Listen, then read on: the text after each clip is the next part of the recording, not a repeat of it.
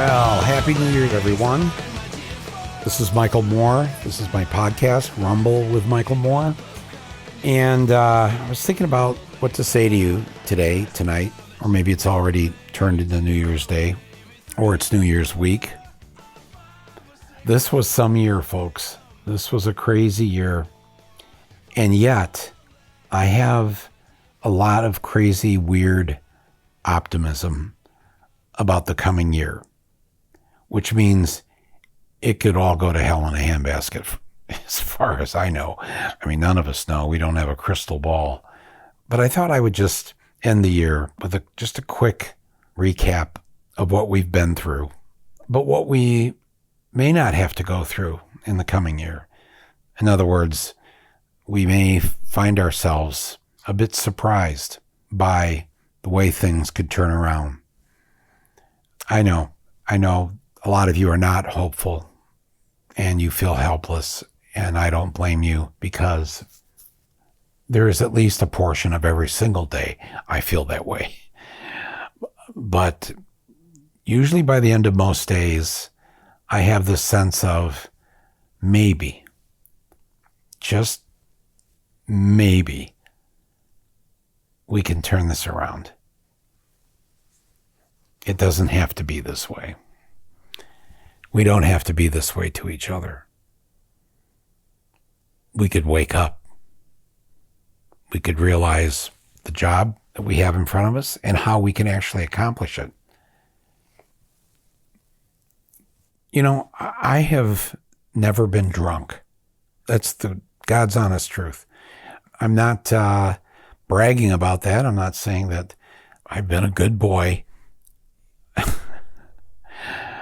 I don't know why this thought came into my head today. Probably because, alcohol is often involved on this particular day.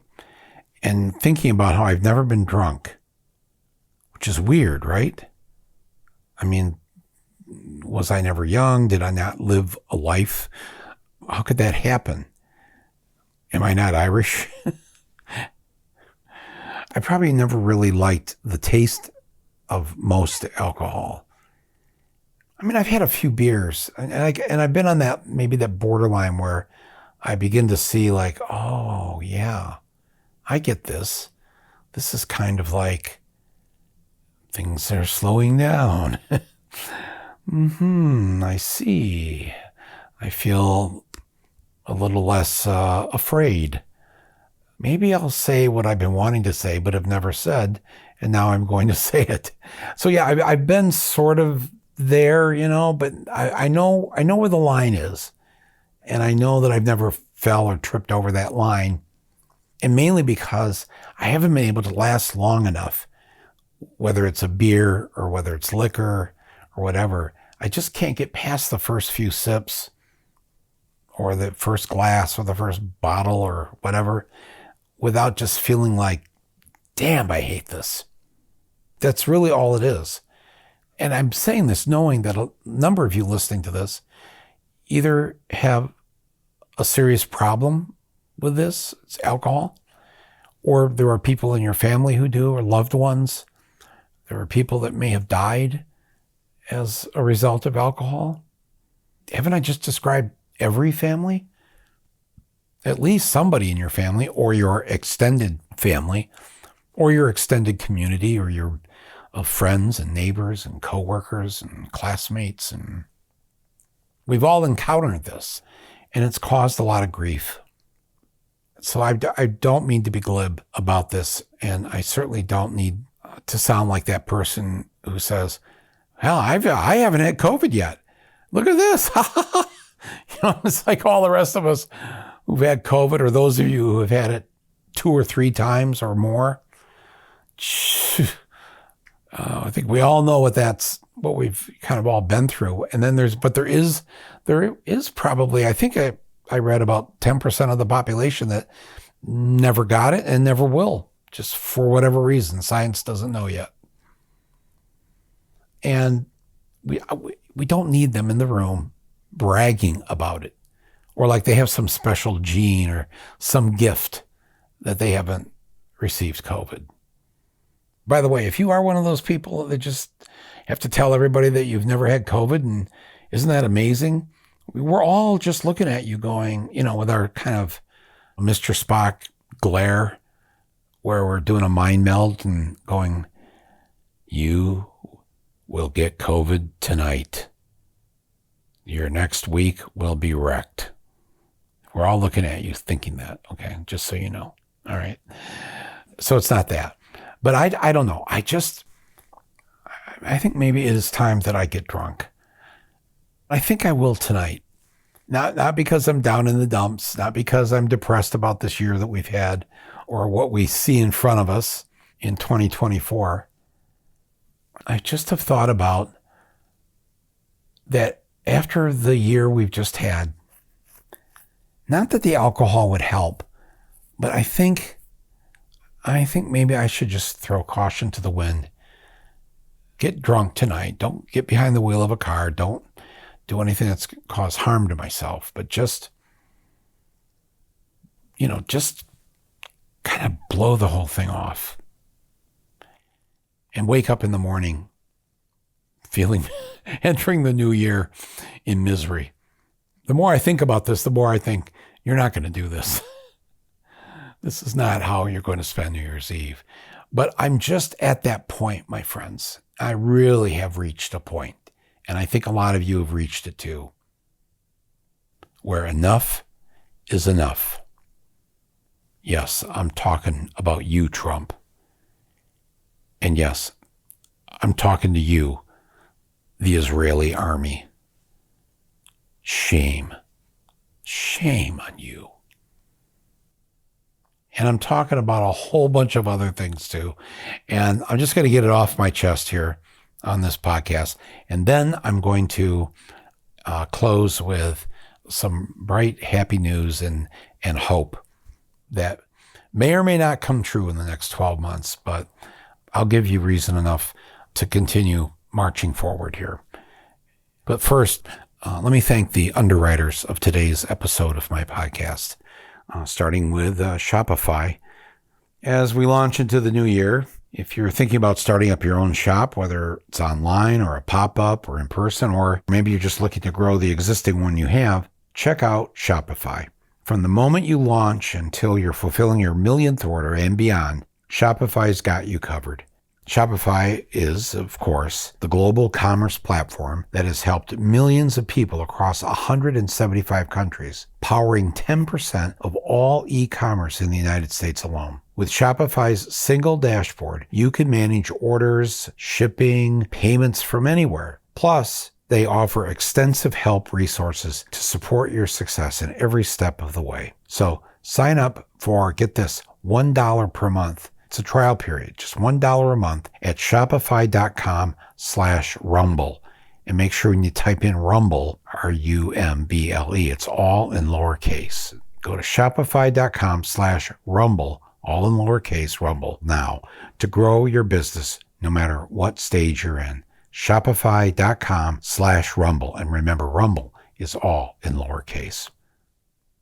I also want to thank my other underwriter for this episode today, and that is Moink. A huge thank you to them. They're longtime supporters of my podcast. Moink. Now, I know that not all of my listeners eat meat, but for those that do, if you're anything like me, it's really important that you know exactly where this meat is coming from. And with Moink, you know that place is a small American family farm. All Moink farmers farm like our grandparents did. And I'm telling you, you can taste the difference. And you can feel good knowing that you're helping family farms stay financially independent from big agriculture. Moink delivers grass-fed beef and lamb, pastured pork and chicken, and sustainable wild-caught Alaskan salmon straight to your door. You choose the meat that's delivered in every box. Plus, you can cancel at any time. So keep independent American farming going by signing up at moinkbox.com/rumble. And if you do that right now, listeners of this podcast will get free ground beef for a year. That's 1 year of the best ground beef you'll ever taste, but it's only for a limited time. So Moink, that's M-O-I-N-K, like moo and oink. Just put them together. moinkbox.com/rumble. And thank you, Moink, for supporting this podcast and for supporting my voice. So, what we've learned in 2023, but maybe haven't quite grasped. I'm sure you've heard, all these end of the year broadcasts, podcasts, stories in the paper, whatever, where they do the year wrap up and they say, here's what happened. So we know already a lot of the things that probably don't need repeating here by me, but I want to just set this up so I can get to the place where I want us to grasp what has happened, because I want us to have a better 2024. So there was a great headline in the New York Times yesterday or day before talking about how this was the hottest year on record, temperature-wise. The warming of the planet is at an all-time high. We're already so far beyond a certain place that we never intended to be at this point in 2024. And here we are, really just years away from the point of no return, where we won't be able to fix it. We won't be able to stop it. And then we're just going to have to pivot and start finding ways to survive the catastrophe that we've caused. But the headline on the front page of the Times was, I should have this in front of me, but basically it said something to the effect of, yes, it was supposed to be the hottest year on record, but ... This hot? I'm sure some of you saw that. And then the story was about as bad as it was this past year, the damage we've done to planet Earth. It was really a lot worse than how bad we thought it was going to be. Do you get the feeling that it's like everybody kind of knows this now, and then we just move on to the next thing we have to do that day or this week or whatever, because really nothing really is being done about it? Don't you have that feeling too? It's like, yeah, we see all the stories and all the alternative energy stuff and this and that and whatever. Look at how many solar panels there are now. Look at all the windmills lining the ocean.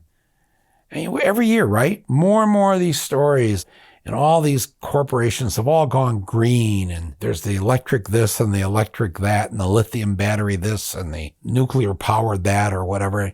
Every year we get these stories. Every day we get these stories. And yet, at the end of the year, we have a headline that says, not only has this been the hottest year ever, it's even way hotter than what we think it is. And that large swaths of ice are just melting in Antarctica, up in the Arctic region near the North Pole. And there's no way to put that ice back together. And so the warming is cooling the oceans, which is already having many of the disastrous consequences that we've seen just with what we call weather all year long. It's mind-boggling. I think we all feel collectively helpless, that there's nothing we can do.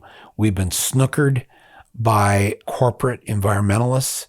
These are so-called environmental leaders who've made millions from all the things they've been selling us, all the crap, all the lobbyists, all the everything, and got us thinking that all these good things were happening.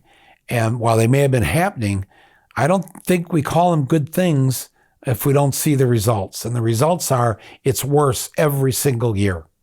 And you've heard me say this over and over about, I'm at an age where, I was a teenager, but I was there at the first Earth Day, 1970. And it's like, what's happened since then? Some good things did happen right away. We had the Environmental Protection Agency formed. The Clean Air Act was passed, the Clean Water Act. I'm not saying nothing's happened. But on the big issue, the number one issue, the extinction event that we're in the middle of, and I'm not talking about the trees and the whales and all the other things that we've made or are making extinct.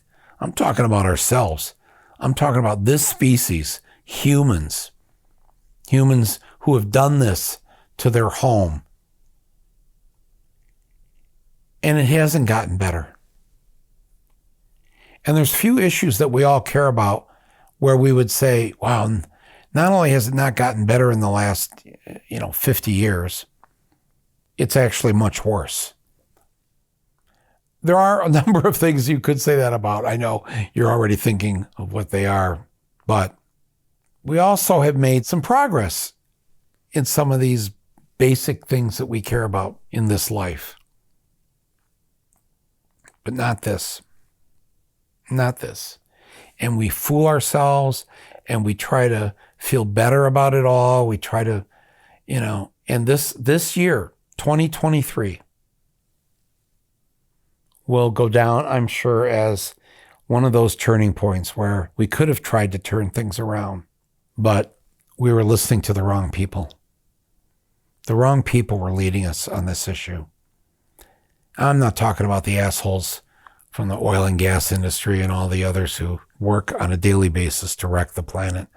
I'm talking about some of our liberal friends, quote marks around the word liberal, people that try to pass themselves off as those who are fighting the good fight to save this planet. They've wasted a lot of energy, a lot of our time. They've preyed upon our hopes, our fears, and our belief that we're smart enough to figure this out and stop the demise. That has not happened. And I think we've been bamboozled. I'm just one of those people. A lot of you, I'm sure, are the same way. You know bullshit when you hear it. Immediately you know it. Or at some point, you realize, wow, I have been bullshitted to for a long time here. I didn't realize it at first. They seem like good people. They have good ideas. Yes, this will save planet Earth. Whew. My friends. We are going to have to take the reins of this in our own hands to turn this around. And I will continue to make this a priority in trying to figure out the ways that we can do that as individuals and collectively in our neighborhoods, in our communities, and how to do it politically on a large scale level by not listening to the BS anymore and standing up to those who are calling themselves the leaders of our environmental movement, when all they've done is gotten into bed with Wall Street, corporate America, capitalism, because there's money there to be made. And then there are windmills and solar panels and carbon credits. Yeah. Mm-hmm. What do you do about a good idea once you realize it isn't a good idea? In fact, it's maybe the opposite. It's a really bad idea. And then what do you do when good people that you respect continue to promote the bad idea under the guise of it being a good idea? Wow. I know that's a heavy thought, right? Because you kind of have a kind of a human responsibility to stop it. Stop the lies, stop the BS, and stop leading us by the nose down the wrong road. In 2019, I helped my friend Jeff Gibbs, who directed an incredible documentary that over 20 million of you have seen now. It's amazing. You can still see, anybody wants to see it, they can see it for free on my YouTube channel. I'll put a link up if you want to go see it. It's called Planet of the Humans. I'm sure many of you have already seen it. The whole professional, corporate, environmental capitalism movement attacked Jeff and me and anybody connected to this because we wanted to tell you that maybe you were being led down the wrong path. and that there's something far more radical that we need to do to save this planet. And there's no time left. I know there's a lot of things going on in the world right now. There's a lot we need to deal with. But why am I making this the number one thing to talk about on our year-end show? Because is there anything really that's higher than our very lives on this very planet? And like I've said before, I think the planet will figure out how to survive us. It's us who aren't going to make it. Or if we do make it in our lifetimes, and if we can pull this off for 50 to 100 years, we're going to be living a miserable, miserable existence. And we're going to leave this place to our children and grandchildren and great-grandchildren, and they're going to wonder, who the hell were these people? What's the answer? What's the note we're going to leave behind in the bottle? What's the video that we can put in one of those things, the time capsule thing that you bury and people open it up 100 years later? And we're going to have to leave not just the video, but also the machine, because they won't have the machines we're using today, so they can play the video. What would we say? What were we doing while the earth was crashing, or while our species was creating its own eventual extinction? And I'll keep saying it, and I'll keep trying to think of a way or ways for all of us to do some good. Real good. Not phony baloney crapaloni good. I'm not talking about little symbolic things that we can do to show that we love the earth.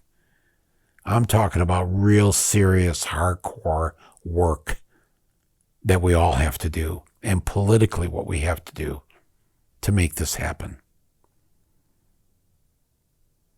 And I'm committed to that. And I can't sit here today and tell you exactly everything and every step and how we're going to do this, but I'll tell you this much.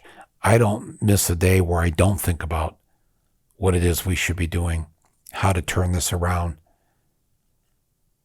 how to stop being on the road that we're on, the so-called green road that has made it worse every single year. And some people don't want to hear me say that, and I'm sorry. I should have been screaming it a lot louder a long time ago.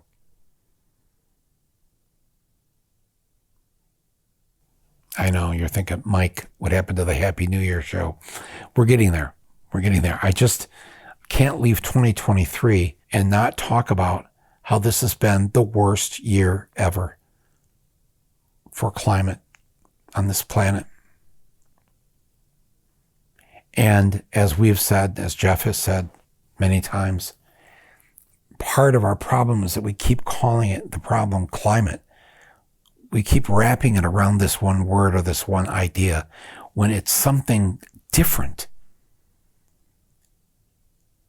It's about who we are and how we live.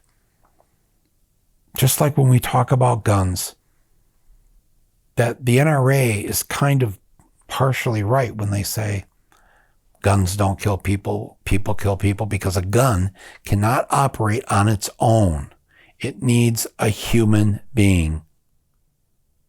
So yes, the guns are a problem, and we need to do something about that, and I'm going to get to that in a second here, but doesn't it imply that we need to do something about ourselves first?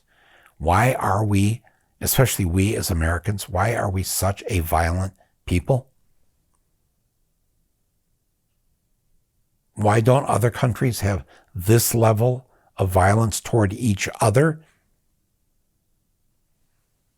Isn't that worth discussing, investigating?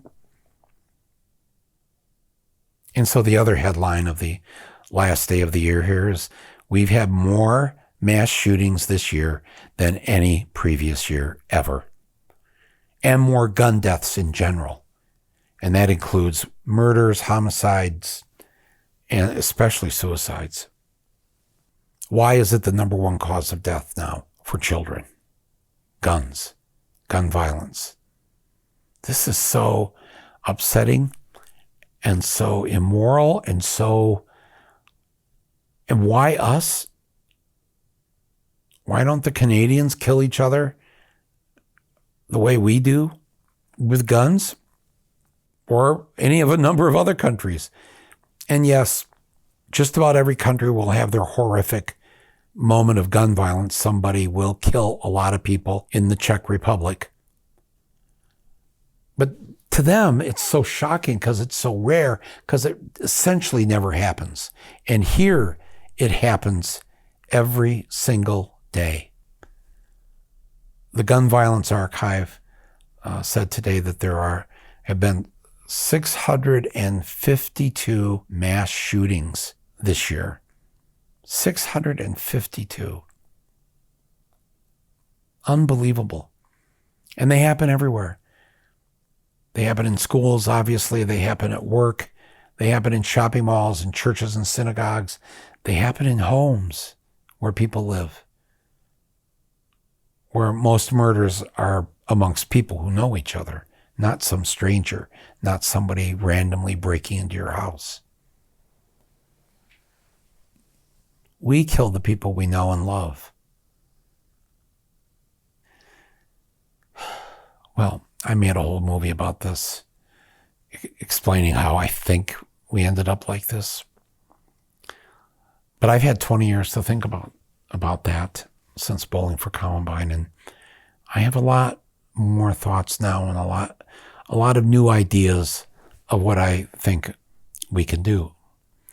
I'm not going to discuss that on this episode today, but I will say that it's something that I have personally, to myself, committed to doing this year, that I should share these ideas on how we can decrease gun violence in this country. I think some pretty shocking, and shocking only because they might just be that simple. If we did X, Y, or Z, we could immediately bring this down. So that's a piece of, as I look to 2024, that maybe I'll be able to do. All the stuff about our democracy this year, a former president this year was arrested in at least one case, mugshot, fingerprinted, and told that he was being put on trial for trying to destroy our democracy, for trying to overthrow our democracy, for trying to overthrow an election. He's now facing 91 felony counts. And he is the front-runner candidate for the Republican Party for President of the United States. The front-runner. The one that millions of people want back in the White House. And if you believe the polls, which I don't, and I encourage you not to, he's ahead of Biden. They're telling us he has a better chance than Biden of winning the election this year.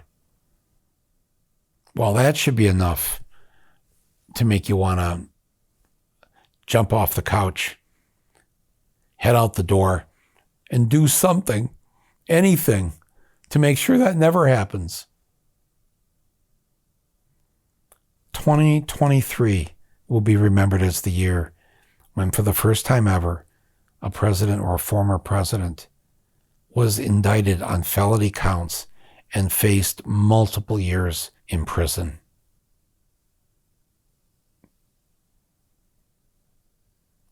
But again, the piece of this that doesn't make me want to get drunk tonight is that, and brace yourself, because I know a lot of you are very afraid, and I have been trying to talk to you about Trump in this since 2015, when I first tried to warn you about how this was going to go down. But by last year, by 2022, when we had our midterm elections, enough of you were listening to me by then when I told you that there was not going to be a red wave. The Republicans were not going to have some massive takeover of this country. And that turned out to be true. But that was because many of you got your friends and neighbors and family out to vote in not a presidential year, in a midterm off-year election. And you did that. And you did it in spite of the fact that the media and all the pundits and everybody was telling you that the Republicans were going to have the early stories where they were going to take over 50 some seats in the House of Representatives. On any given day, here's how much they control the House right now. And as you know, they don't do anything. They've really passed nothing. They can't get anything done. They can't even get somebody to run their own House, a Republican. But on any given day, it only takes 4 Republicans. This is like there's 435 members of the House. But on any given day, if just 4 don't show up, or they're sick, or they decide, you know what, I'm not going along with all these nutters here that are running the show in my party. I'm not going to do it. If just 4 Republicans out of, how many are there, 221 in the House, change their mind, or decide to run as a Democrat because they want to make sure they get reelected this year, or quit, or die because, a lot of them are old, just 4, and all of a sudden the Democrats have control. It's that close. So they haven't been able to do too much damage in the House because they don't really have any kind of a strong majority. They have a razor-thin majority, and very hard to work like that with that many people. You can see already how they haven't gotten along with each other. So I want to say to you that I need you to enter 2024 with this sense and a belief that Trump is not returning to the Oval Office. That's not going to happen. And these Republicans, they've cooked their goose. You've seen it already in these off-year elections in 2023. Every time there's been an abortion question on the ballot, especially in red states, the voters have come out in large numbers to keep abortion legal. Time after time, in Ohio, in Kentucky, in Montana. These are not, so-called liberal places. They may not have many liberals, but they have women.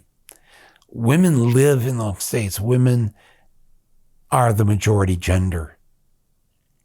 And nobody I know, regardless of what political stripe they are, likes the government telling them what they can do or not do with their bodies when it affects not the government, but it affects them, their lives, their family, who they want to be, how they want to live it. Really basic things. And the Republicans have taken the side against women. They are now the anti-women party. They are now the Republican Party, want to control what you can do with your reproductive organs.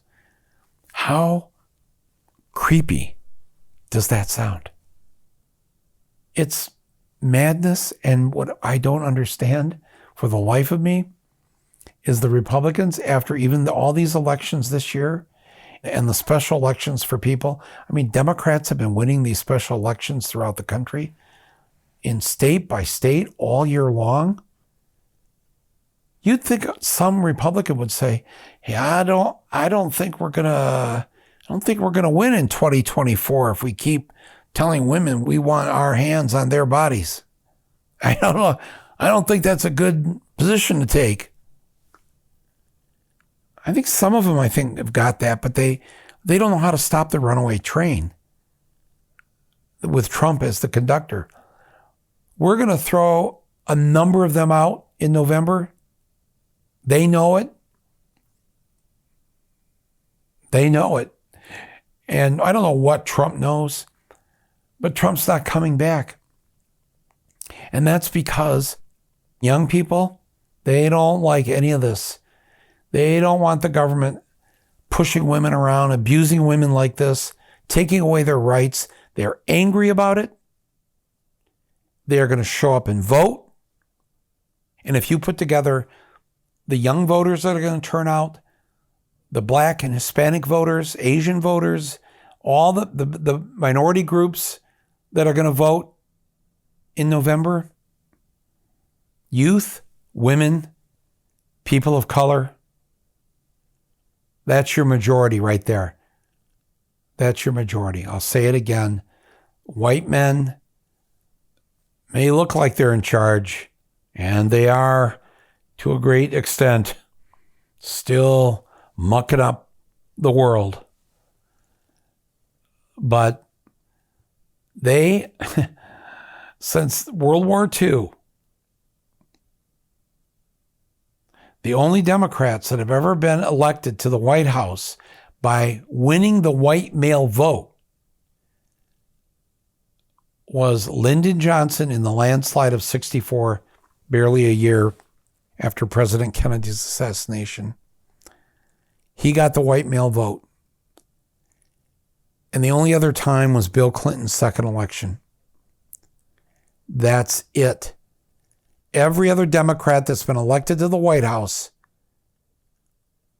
from John F. Kennedy to Jimmy Carter to Bill Clinton in his first term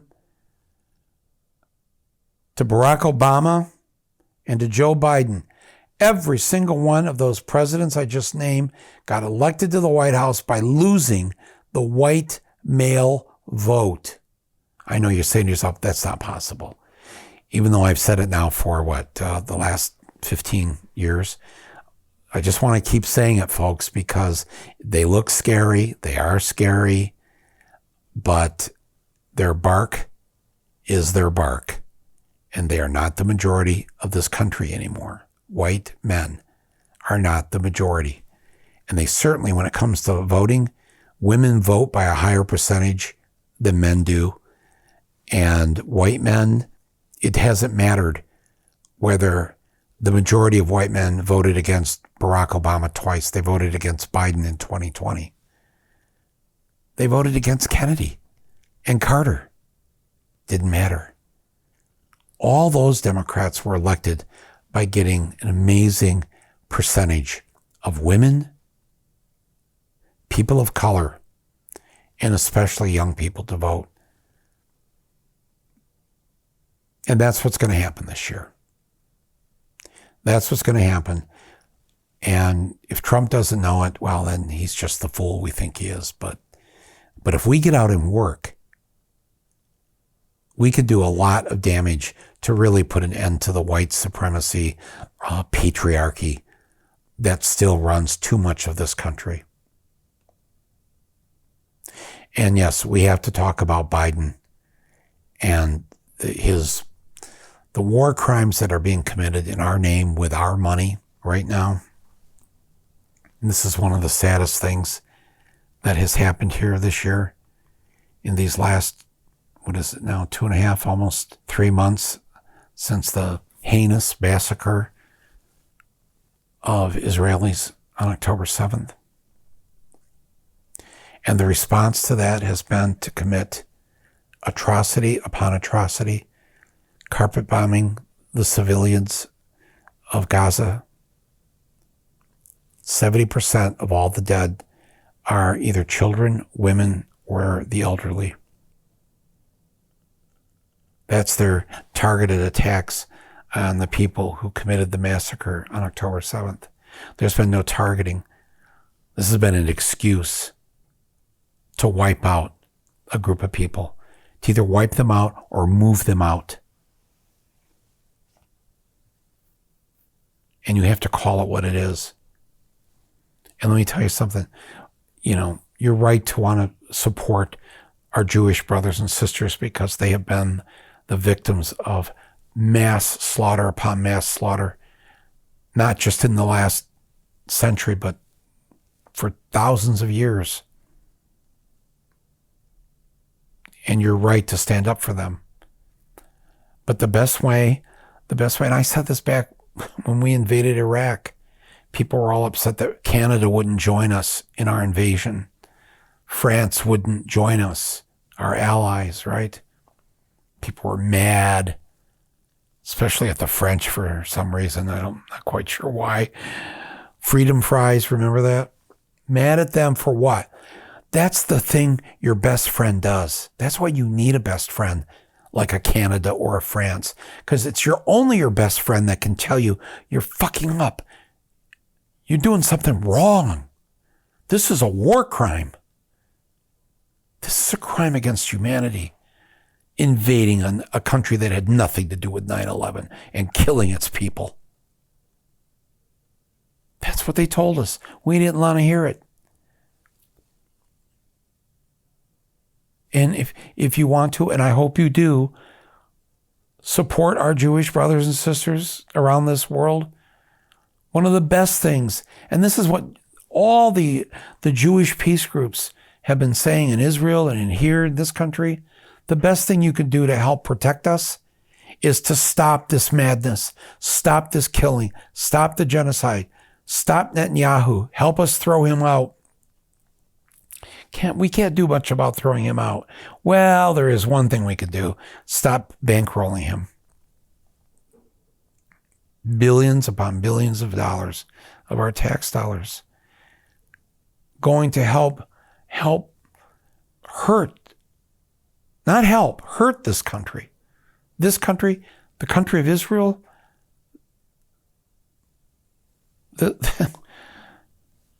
I'm not the first one to say this, am I? Or is it the people are afraid to say it? Because really, I think if you love Israel, is this what you think Israel should be doing? In your name, my name, with our money? Really? I don't think you think that. I know deep down you don't think that. I know you see how horribly wrong this has gone, that those hostages are still being held, if they aren't already dead from all the bombing we've done.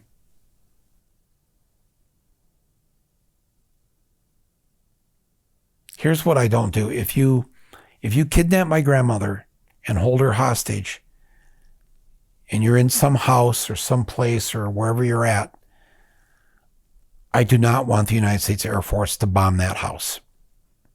I do not want to put her life in risk because I'm trying to stay in office. I'm trying to avoid, as Netanyahu is, his felony indictments, his court trials that were supposed to have taken place by the end of this year. And now he's got an excuse to declare a semi-martial law.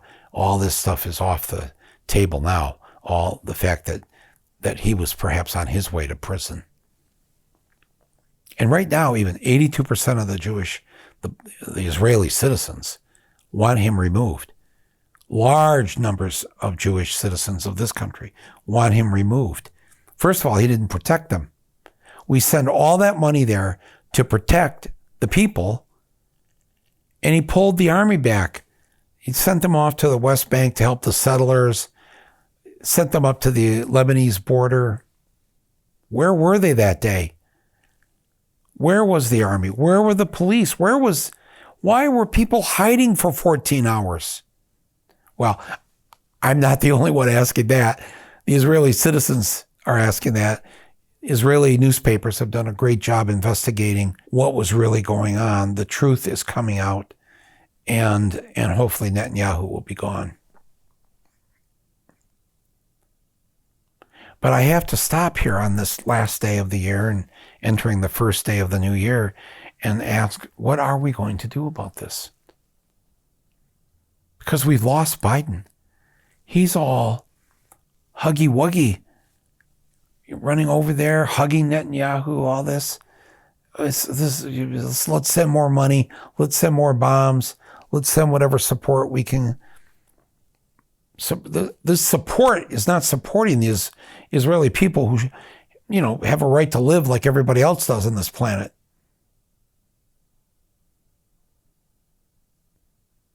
He's guaranteeing more killing of Israelis, more killing.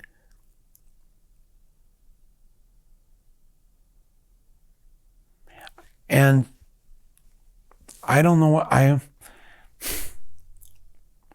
know he's doing all these back channel things. I know he doesn't like Netanyahu. I know, all the things I think that we've learned about this. And he's trying to control them. But he hasn't done a very good job of that. There's close to 22,000 dead people, dead Palestinians, civilians, children. And it's being done in your name, my friends, and my name, with your tax dollars and mine. And I am so distraught about this. And I know many of you are too. And those of us who joined Jewish Voice for Peace, if you haven't joined them, you should. Jewish Voice for Peace. And support them. This is a worldwide organization, but it's mostly started here in this country. It started in California a number of years ago. And they are Jews reaching out to us, non-Jews, asking us to please join them in stopping the slaughter, the madness, the apartheid, all of that. And I think we have a responsibility to do that.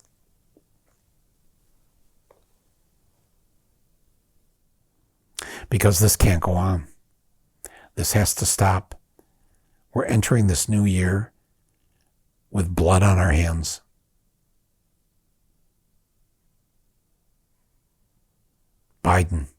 President Biden,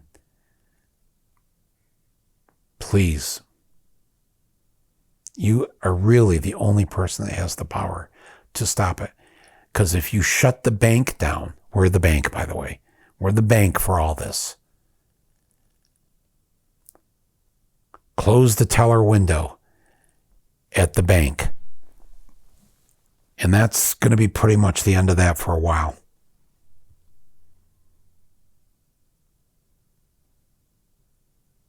This has to be done. There can be no equivocation about this. The ceasefire has to happen now. And don't cloud the issue with, what about them? What about Hamas? What about, they did their atrocity. And I hope those who participated in it will be found, not killed, found, and brought to justice. That's what civilized people do. In fact, that's what we did at the end of World War II with the Nazis. We just didn't walk up to each one of the leaders of the whole thing and put a bullet in their head. They actually got a trial. Not a show trial, a real trial. They got to have their own lawyers. The whole thing was televised. They got to say the most outrageous things from the witness stand about why they thought Jews were not human and why they had every moral right to exterminate 6 million of them. They got a trial. These Hamas people who went in there and did what they did on October 7th, there's no effort to capture them because we're too busy killing their families. Because, that's what you do.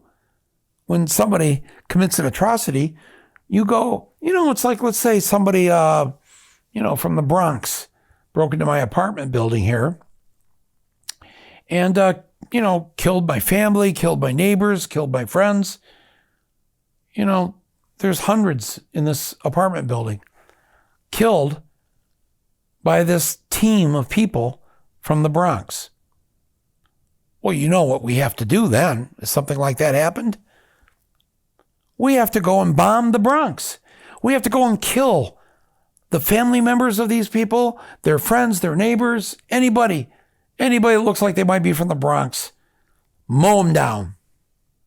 Why? Well, because some people from the Bronx killed a bunch of people here in this apartment building. Who would think like that? Who would propose that? What is the difference between that and what is going on right now that you and I are running? We are the puppet masters, my friends. Don't put your head in the sand on this. And I know we are like powerless as individuals to do anything about this today. But how many of you are going to live with yourselves and tolerate this going on throughout 2024, 2025? How many more dead children can you handle seeing on TV? I bet you don't even watch it anymore. Turn it off. Stay away from it. It's gross. It's awful. It's sickening.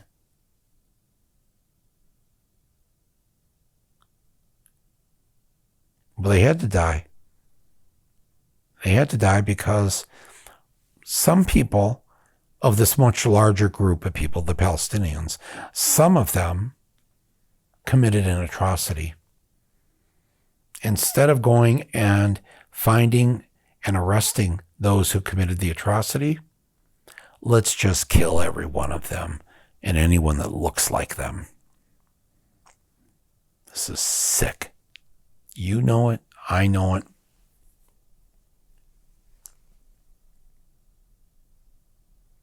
And millions of Israelis, they may not be the majority, but there are millions who agree with what I just said.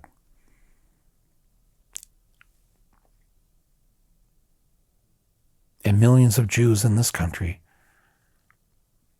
are working hard to turn this thing around, to stop the massacre. But we don't have the power, do we? And I hate the cynicism of the Democratic Party leaders, and especially of Biden, thinking because, well, what are we going to do this year? Not vote for Biden? Vote for Trump? That's our choice? No, nobody is voting for Trump that voted for Biden in the last election. Right? Let's just say that right out loud. Nobody's voting for Trump. So then what are you going to do? You know, a symbolic vote for third-party candidate? Makes you feel good, get the anger out. That'll teach them. I mean, please tell me there's an adult way to rein Biden in, to make him stop this, as opposed to the 13-year-old way of you're going to pay for this, Joe Biden. You're going to pay for this. You'll see. I did that so well because the 13-year-old in me feels exactly that way, because that is what I want to tell him. But if I'm allowed to be my mature self for a minute or two, we have to stop this, my friends. And for this being maybe the biggest catastrophe of 2023, how do we dare let it continue into 2024? No. Right? And I know, yes, we have a lot to do. Hottest year ever. More mass shootings than ever in this country. Everything else, the fact that Roe v. Wade, now gone, still hasn't been made the law of the land. How the rich this year got even more rich. The gap between those who have 9 slices of the pie and then the 10th slice, everybody's left to fight over. So many things we need to fix. They're still trying to ban books in schools and libraries. But this was a year also when unions rose up, when workers rose up and demanded things that they got. And that's just one of a number of examples I could give you here that tells me that people are willing to stand up and fight to make things better. There are still so many good people. I honestly believe that in the next year or two, that Roe v. Wade, that decision about legal abortion will be a federal law. And like I said, I believe that Trump will not return to the White House. I believe we'll find new environmental leaders to get us on the right path. And I have such hope and faith that the future is already here, and that future is young, it's majority female, and it's of color.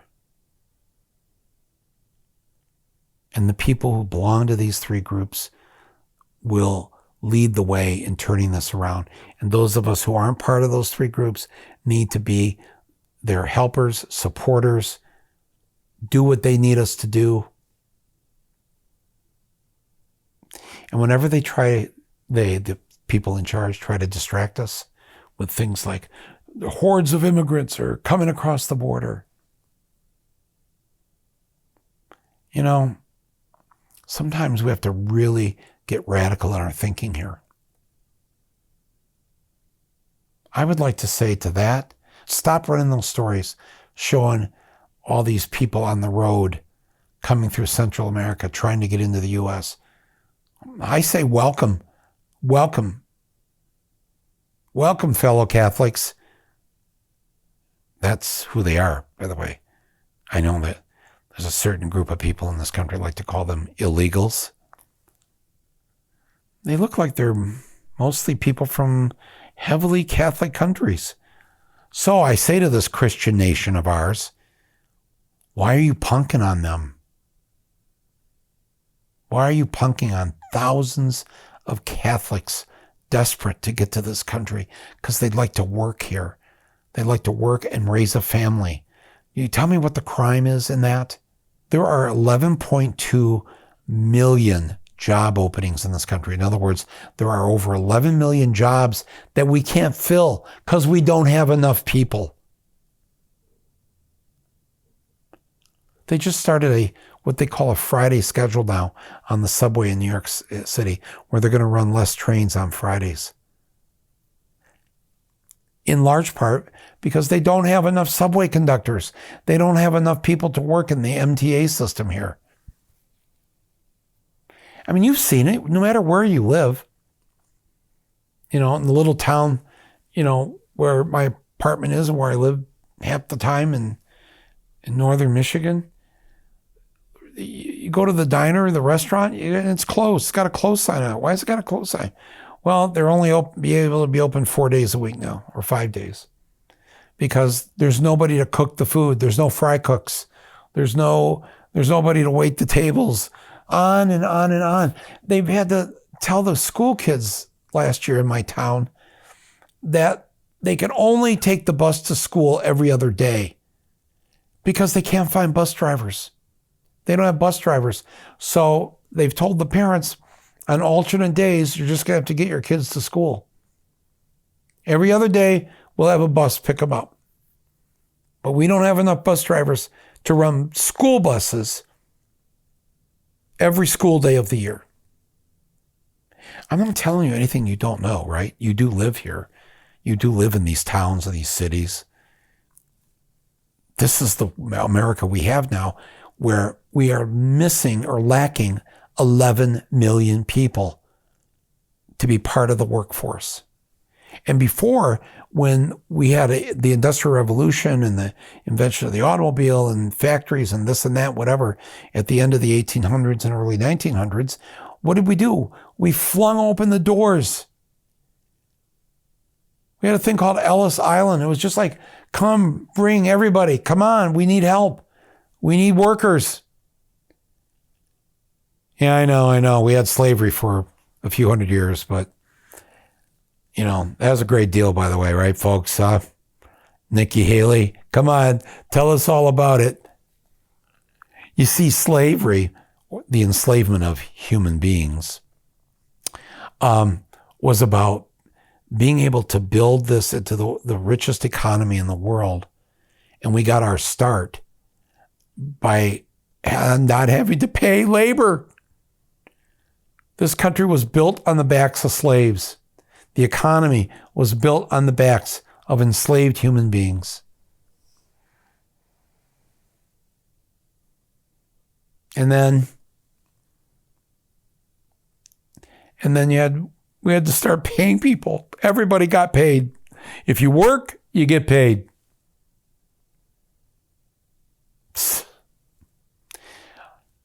But we didn't see immigrants then, after that, in the late 1800s, early 1900s, as a threat, something to fear, something to be angry about. No, we were like, oh my God, thank you for coming to America. What, you can't speak English? No problem. We'll make sure you learn the language. Here, you need this. You need food. You need some kind of shelter. You know, tenements were built. Public housing was built. Food was made cheap. Things were done so that people could live here, work here, raise families, live a life.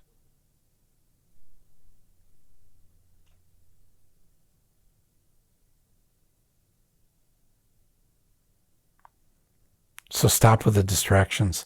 I don't want to hear this anymore about all these hordes, caravans of illegals making their way to America. Please come to America. Please help us. I want to go down the street and get a hamburger at Bubba's. I need Bubba's open. I want everybody to have a job. I want them to have a good wage. I want them to have safe working conditions. I want them to have full universal health care. We can afford all this, could do all this. And if you got more people working and paying taxes, you got more money. And you make the rich pay the taxes that they haven't been paying for the past number of umpteen years. This is all going to change. That's the positive thing I want to leave you with, folks. It's all going to change. Why? Because women aren't going to take it. Because young people aren't going to take it. Because Black and Hispanic and Asian and Native American people aren't going to take it. Thank God. And let the white men, the pundits, let them all grumble about it. Let Fox News do whatever they do. They'll never be the majority in this country. Not going to happen.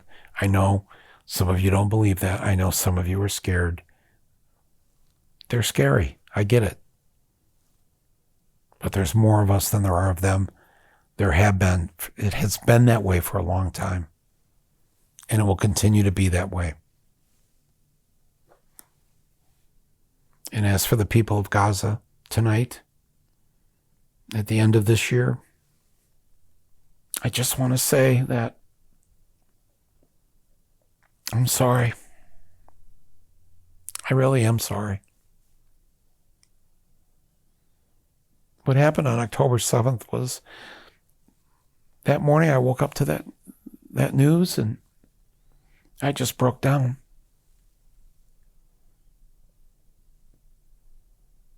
But it wasn't long before. It wasn't just those 1,200 dead. It was a mass murder taking place. That wasn't going to create peace. It wasn't going to fix the situation. Those babies, the babies that were in the incubators, that they just had laid on some metal tray because the incubators had lost the electricity because the Israelis shut it all down. There was no water. They couldn't do operations. They couldn't do anything. And yet they've been trying to do them without all of that. And it's been done in my name.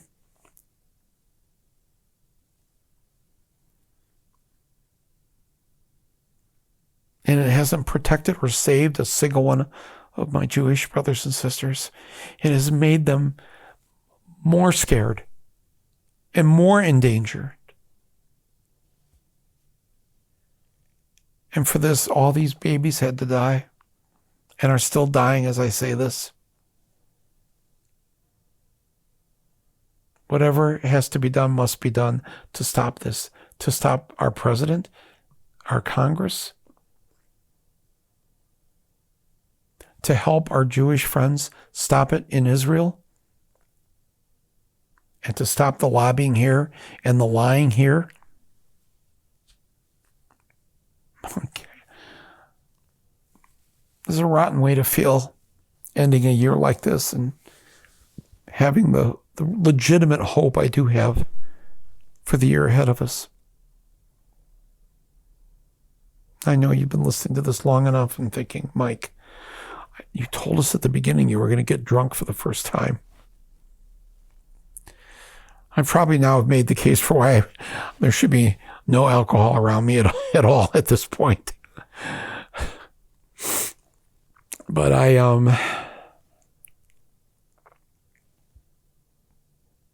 am sorry to all the children of Gaza, to their parents, to their grandparents, to all the people who are suffering tonight. It'd be a lot easier to maybe deal with it in my head if I wasn't funding it. But I am, and you are, those of you who are Americans listening to this.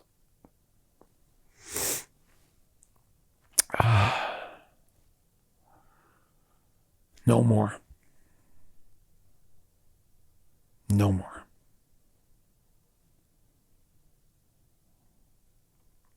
I really care deeply about this planet, the people who inhabit it. No matter who you are, no matter how much we disagree with each other, no matter what. This is not the world I thought I'd be living in all these years later. I thought I and my generation, we knew what we had to do. We figured it out. We knew what the big lie was. And we were going to take care of business. And we've done some good things, but nowhere near enough. So over these next days and weeks, months, on this podcast and on my Substack column, I'm going to propose a number of things that we can do, real things. No BS. The real stuff that we have to do, and we can do it. We've pulled it off before. We can do it again. We just got to ratchet it up, my friends, because time is running out.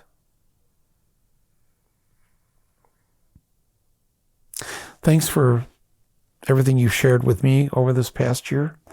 I enjoy reading your comments and the emails you send me to my address. I read all my mail. If you send it to me at mike@michaelmoore.com. I listen to your voicemails. I thank you for all of that.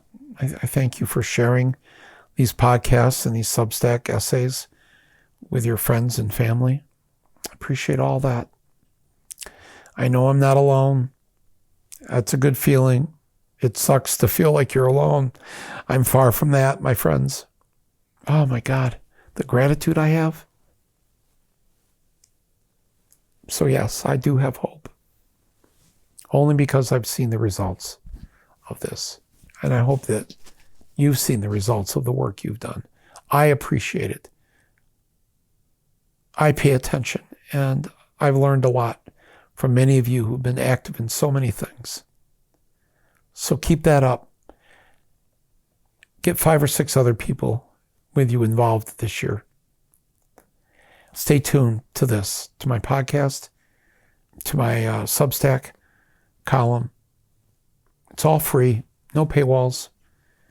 I know that together we're going to make some powerful things happen this year. We're going to fix a lot of the disastrous things that we did in 2023. I know this. And I thank you for, in your own way, making that commitment with me tonight as we enter this new year. I'm not kidding. I really do think that when I talk to you a year from now on this particular night, we're going to look back and see we did some amazing things. Things that we didn't even think were possible. Because the world looked like such a shitty place. And then it got a little better. And it just took a few people. It didn't take billions. 1,000 people can do an immense amount of good. That group of 1,000 people, well, I each know at least 10 people.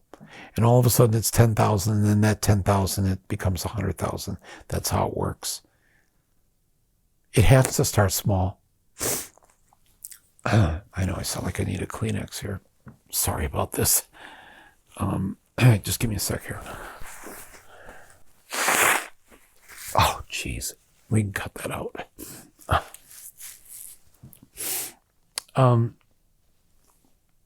My thanks to my executive producer and editor. Speaking of cutting things out, Angela Vargos, thank you so much for your help in this year. Thanks to all my friends who participate, help in what we do, especially to those of you who are already working with me on our plans for what's coming up in 2024, of what we hope to do to get out there to the rest of you. So more on that later. What am I looking for here? A bottle of Guinness? Oh, don't do it, Mike. No, Mike, no. Yes, I must. I think we should crank up the New Year's music here and say a fond farewell, not so fond, to 2023. Let's take a look at 2024. It's coming right at us right now. It's staring us right in the face. It's daring us. It's got our number. It thinks we don't know what to do. We know what to do. We're going to do it. I'll leave it at that. Bless all of you. Much love from me. And I look forward to doing everything I can with you in this coming year. Peace, everyone. Be well. And here's a hand, my trusty friend, that gives a hand to thine. We'll take a cup of kindness yet for Auld Lang Syne.